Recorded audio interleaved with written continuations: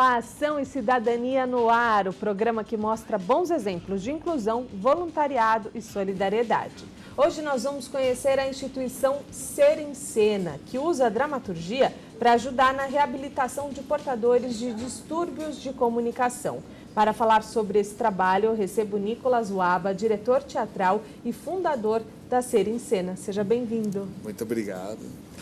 E recebo também a Fernanda Papaterra, diretora científica de fonoaudiologia e fundadora da Ser em Cena. Obrigada pela presença. Muito obrigada. Vamos começar esse programa, Fernanda, pedindo para você explicar para a gente quais são os distúrbios de comunicação mais comuns e também explicasse o que é a afasia. A afasia é uma perda de fala decorrente de uma lesão cerebral.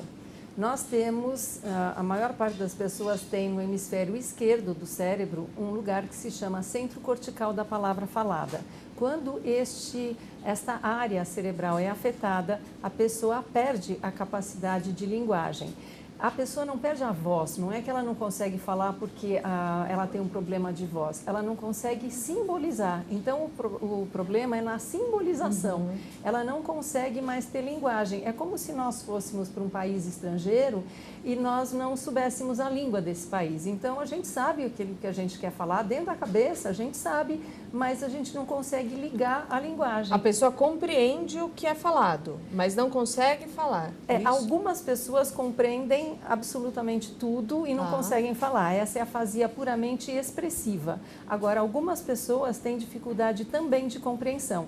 A pessoa escuta, ela está escutando alguma coisa, ela sabe que alguém está falando, mas ela não consegue compreender. Como se fosse também uma língua estrangeira. Ela ouve, mas ela não consegue compreender. E quais são os outros distúrbios de comunicação mais comuns? Bom, existem muitos distúrbios de comunicação, né, que não são esses de origem neurológica. Existem outros, por exemplo, a fonoaudiologia trata de distúrbios de voz, né, uma pessoa que tem nódulos em cordas vocais, uma pessoa pode trocar letras, uma pessoa pode gaguejar, pode ter alguma coisa decorrente de um problema auditivo. Então, distúrbios de comunicações, assim, muito amplo. É uma coisa muito ampla. Agora, como nasceu a ideia de usar a dramaturgia para ajudar, né, as pessoas com afasia? É mais ou menos assim. Em 2001, eu assisti em Montreal, no Canadá, a um congresso de fonoaudiologia, onde uma fonoaudióloga, que também era atriz, montou um grupo chamado Théâtre Aphasique, e onde ela reabilitava através da arte dramática. E eu tive a oportunidade de assistir nesse dia uma peça de teatro feita só com pacientes afásicos. E eu fiquei assim muito emocionada com aquela apresentação. E quando eu voltei, né, já no finalzinho de 2001, eu falei, nossa, eu preciso levar essa ideia para o Brasil. Mas eu fiquei pensando, puxa vida, mas São Paulo não é Montreal, né? Como é que eu faço sem recursos e tudo mais?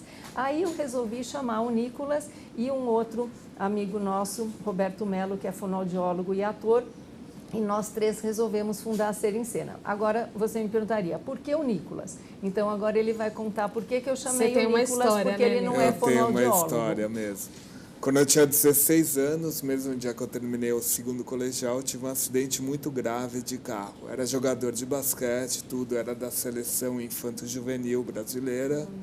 E tive um acidente grave que me causou afasia.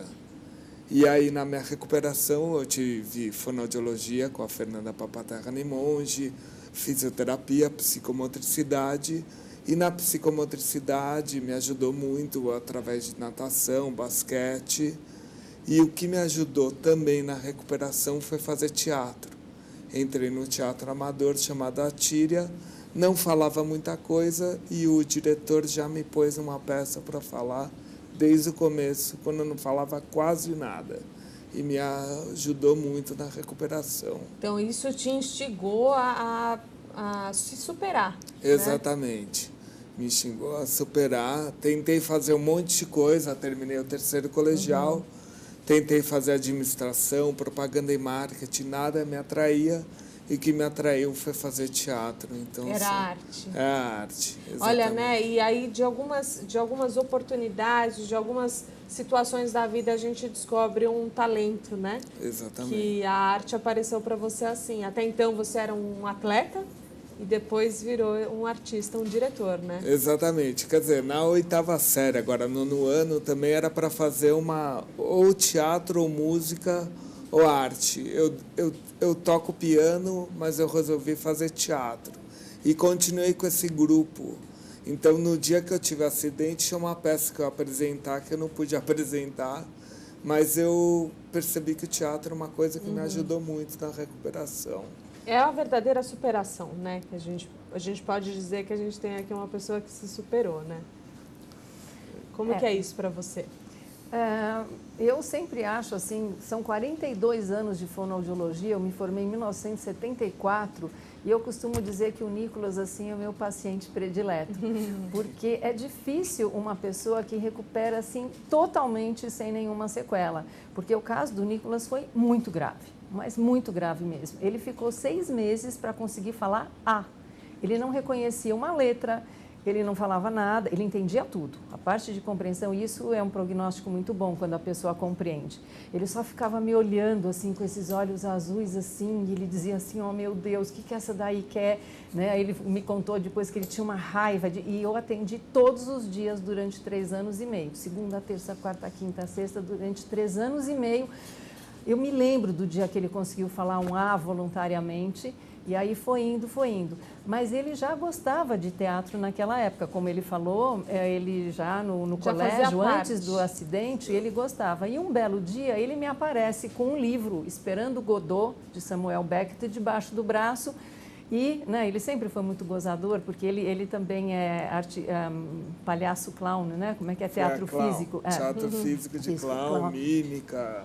E ele fazia umas mímicas assim, engraçadas, e um dia ele pegou assim o livro e falou assim, toma esse livro que nós vamos fazer um trecho daqui. Eu falei, oh meu Deus, ele fala tão pouco, como é que a gente vai fazer isso?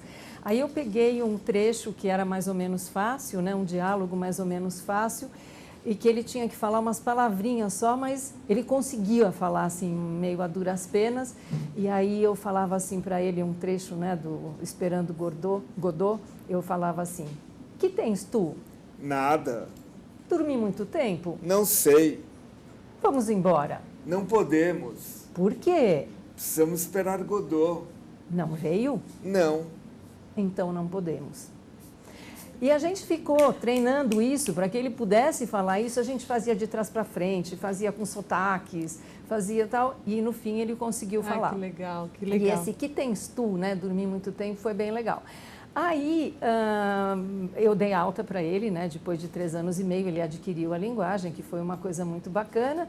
E uns anos, nós nunca perdemos muito contato. Uns anos depois, ele e a mãe dele fizeram um livro de exercícios para pessoas recuperarem né, a parte cognitiva e tudo mais. Eu tenho também uns livros de exercícios cognitivos, né, para que as pessoas possam, né, treinar as capacidades de memória, de atenção e tal, que serve para idosos, para jovens, etc.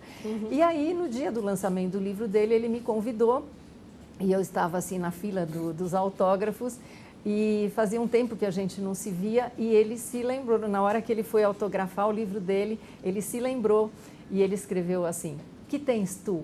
E depois embaixo ele falou assim, eu não teria nada se não fosse a sua dedicação. Que legal, que legal. E aí foi logo um pouquinho antes desse episódio de Montreal que eu vi. Então, quando eu vi, eu peguei e falei, não, eu preciso convidar o Nicolas para a gente fazer esse teatro em São Paulo. Agora, na prática, como é o trabalho da Ser em Cena, né? Como é o trabalho que vocês desenvolvem ali? Então, a gente tem fonoaudiologia, mas em grupo, não individual. Tá. Depois de fonoaudiologia, a gente tem teatro.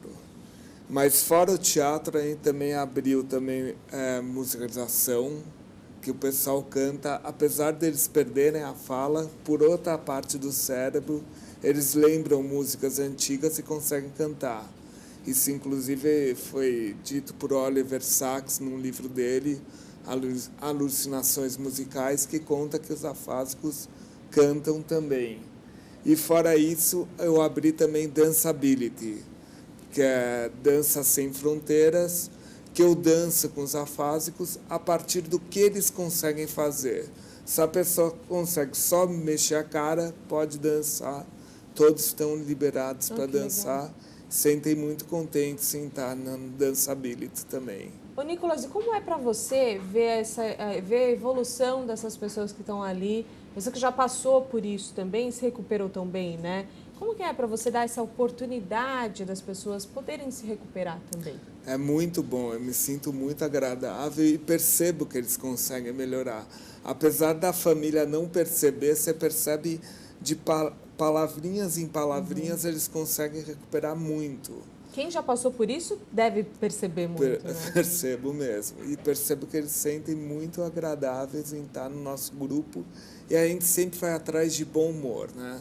A gente nunca tem mau humor, porque também não dá para ter uma dramaturgia, algo muito dramático para eles, não é um bom astral para eles. É verdade. Fernanda, você tem ideia de quantos afásicos tem na cidade de São Paulo? Olha, é muito difícil a gente ter esse dado e eu vou te explicar por quê. Muitas pessoas, a afasia, né, eu acho que a gente não falou da etiologia, ela é causada ou por AVCs, ou por traumatismos cranianos, ou por, né, normalmente, né, o traumatismo, um acidente de carro, ou uma bala perdida, alguma coisa assim, ou tumores, encefalites, quer dizer, qualquer coisa que afete aquela área do cérebro. Algumas pessoas, elas ficam hemiplégicas, quer dizer, um lado do corpo é paralisado, outras não. O Nicolas paralisou logo no começo e logo depois a parte motora dele reverteu, né? Mas algumas pessoas têm uma sequela permanente. E por isso que ele falou da Danceability, algumas pessoas estão na cadeira de rodas, outras não, outras andam mesmo apesar da hemiplegia. Agora, é difícil saber o número porque seria assim, saber o número dos acidentados, das pessoas que tiveram derrame e tal. Algumas se confinam em casa, se aposentam e a gente não fica sabendo o número. Eu realmente não saberia, não saberia. Mas tem bastante? Tem muita gente, né? A gente tem um dado que quase, é um dado americano, né? Nos Estados Unidos, quase 1 milhão de pessoas sofrem acidentes vasculares cerebrais todos os anos. Então, se você for, né, de ano a ano, 1 milhão todo ano, é muita gente. É muita gente, né? O AVC é uma coisa, e é uma coisa que não depende de idade, não. Nós temos lá uma média de, sei lá, acho que se a gente for pegar a média das pessoas, dá uns 45 anos de média. Não tem ninguém assim muito idoso, não. E tem bastante gente jovem e na faixa, sei lá, dos 50, 60 tem bastante. A gente vai falar mais do trabalho de vocês na Ser em Cena daqui a pouco. A gente faz uma rápida parada no Ação e Cidadania e voltamos já com mais Ser em Cena.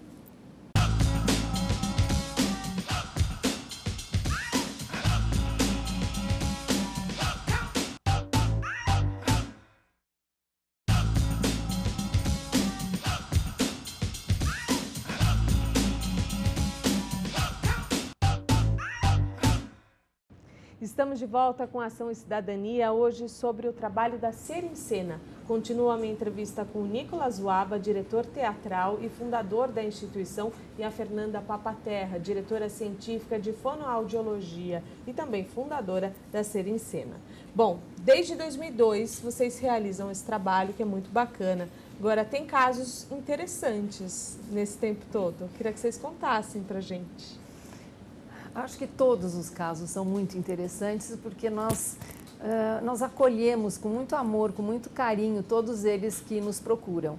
E uma coisa muito interessante, acho que fazendo um parênteses aqui, o trabalho é gratuito, né? E nós vivemos de doações e tudo mais. E nós começamos no meu consultório mesmo com um grupinho pequeno que apareceu e depois aquilo foi crescendo e nós ganhamos uma casa. E é essa casa que nós temos na Água Branca, né, no bairro da Água Branca, perto da Barra Funda. E nós ganhamos essa casa em regime de comodato, da Fox Filmes. E é uma casa ótima, com rampas, e lá que nós fazemos as nossas reuniões. Mas você me perguntou dos casos interessantes, eu tenho 2 casos ótimos para contar. Um deles é de um senhor que teve um AVC grave e a fonoaudióloga dele falou assim para a esposa: olha, ele não vai falar mais nada, é impossível que ele fale alguma coisa, vai fazer o teatro, porque pelo menos ali você se distrai um pouco. Bom, ele ficou tão empolgado, ele participou de uma das nossas primeiras peças que se chamava Reconstruindo a Palavra. E nesse Reconstruindo a Palavra nós fazíamos um jogral e cada pessoa falava uma coisa e ele olhava assim intensamente para a câmera e ele dizia assim, palavras, palavras, palavras. E o outro dizia, palavras que não são ditas, palavras que não são ouvidas, e ia por ali afora e ele conseguia dizer isso. E fora isso, ele conseguia falar uma palavra de cada vez e nós fizemos uma cena, que era uma conversa de bar, né, num outro esquete, que ele ficava com muita mímica, muita propriedade, olhando, quer dizer, ouvindo, né, a conversa do outro e tal, e depois as pessoas falavam determinadas coisas, ele virava para o público e falava assim, barbaridade. E todo mundo caía na risada. E foi assim um dia de glória. Ele se sentia tão feliz, mas tão feliz. E essa felicidade acho que contagiava todo mundo. Então, o caso desse senhor foi assim de muita superação. Depois ele foi morar em Santos e toda semana ele viajava de Santos até São Paulo só para participar. Um outro caso era de uma senhora que ficou muito deprimida com a afasia. E você me perguntaria dos objetivos da afasia. Não é só a reabilitação e fazer teatro, porque no final do ano a gente sempre apresenta peças, e em teatros mesmo, ou no Bibi Ferreira, ou no Teatro em Imprensa, nós já apresentamos, no Frei Caneca, tal. O ano passado foi no Frei Caneca, assim, nós lotamos 2 dias aquele teatro. Um dos objetivos é deixar a pessoa que tem afasia, porque normalmente quando a pessoa tem um AVC, ela acaba se aposentando, né? No começo os amigos aparecem, depois ela se isola em casa. E é um jeito das pessoas confraternizarem e conhecerem outras pessoas com o mesmo tipo de problemas. Retomarem a vida, conhecerem pessoas que passam pela mesma situação. E deve ser muito especial, Nicolas, elas terem você também como diretor, porque é um exemplo para elas, né? Um exemplo mesmo, e eu falo para eles. No começo não falava nada, demorou muitos anos para voltar a falar. Depois de 3 anos e meio com ela, eu tive que fazer muito empenho para voltar a recuperar tudo que eu já sabia antes. Então, eles se sentem muito contentes em saber que eu não falava nada também, que eu tive acidente também. Que normalmente eles trabalham com um fonoaudiologista, uma pessoa que trabalha com teatro, que não teve nada da afasia. E eu passei por isso. Então, eles ficam muito empolgados e ficam esperançosos que vão conseguir recuperar. Isso não tem preço. Agora, quantas pessoas, quantos profissionais estão envolvidos nesse trabalho de vocês? Nós temos a psicologia também, nós temos a sessão de psicologia também para apoio. Nós não fazemos terapia de psicologia, mas nós temos o apoio psicológico, nós fazemos questionário de desenvolvimento todo ano para saber como é que eles estão com os familiares e tudo. Nós temos ao todo uma equipe, nós somos umas 15 pessoas mais ou menos. Umas 15. Eu posso contar outro caso rapidinho? Posso dar outra senhora? Aquilo que você estava falando, né, é muito importante que eles veem o Nicolas como um exemplo e tal. Mas uma coisa muito importante é que nós saímos do esquema assim, casa, médico, hospital, casa, médico, hospital. Eles vão para um lugar que não tem cara de clínica, não tem cara de hospital, é um lugar, é um teatro. Se sentem vivos ali, né? É uma coisa que eles estão fazendo e reabilitando. Tem gente que vai para o teatro, para a dança e para a musicalização e sente que se estivesse todo dia ficaria de segunda a segunda lá na Ser em Cena. Assim. Eles adoram, mas deixa eu contar rapidinho dessa senhora. Ela estava muito deprimida, porque ela não conhecia ninguém que tivesse tido um AVC. E, de repente, ela se vê num grupo de pessoas que estão em situação pior que ela. E nós fizemos uma vez um workshop, né, um exercício de teatro, porque a gente faz exercícios cênicos e tal. Lógico, nós temos 3 grupos. Um grupo que a pessoa fala, eles falam um pouquinho melhor, um médio e um que as pessoas são mais prejudicadas e tal. Mas todos eles as pessoas falam e falam muito bem. E nesse exercício nós pusemos todo mundo em grupo e todo mundo tinha que falar pão olhando para o outro com uma entonação diferente. Então falava assim, pão, outro, pão, outro. Pão, pão. Aí chegou um senhor que estava do lado dessa senhora que estava deprimida, que ela nem coisava a cabeça, e essa senhora conseguiu falar pão, assim, e esse outro não conseguia. Aí ela pegou e ela levantou, ficou na frente dele e falou assim, ó, você faz assim, ó, pão, pão, vamos lá, vou comer um pedaço de pão.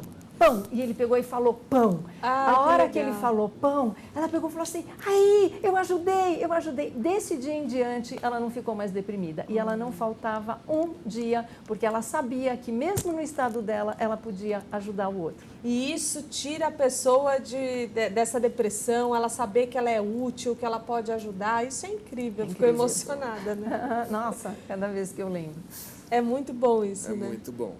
Agora, e a relação com a família dessas pessoas? Como é que é isso? A família compreende, entende, vê também esse processo de amadurecimento?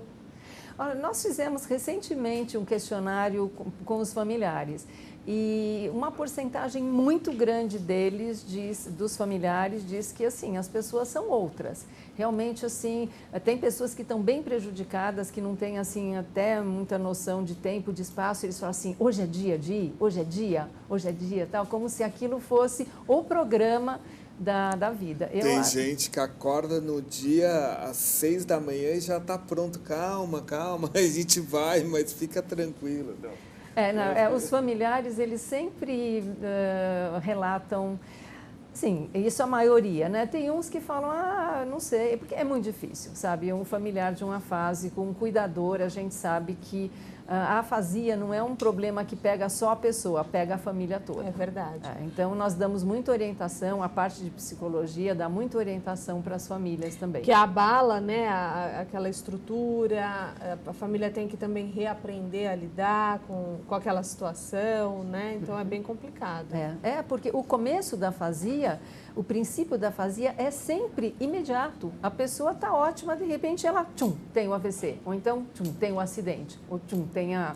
Também não é uma coisa gradativa, é uma coisa que na véspera a pessoa está ótima e de repente ela se vê incapacitada de falar, às vezes, até o próprio nome.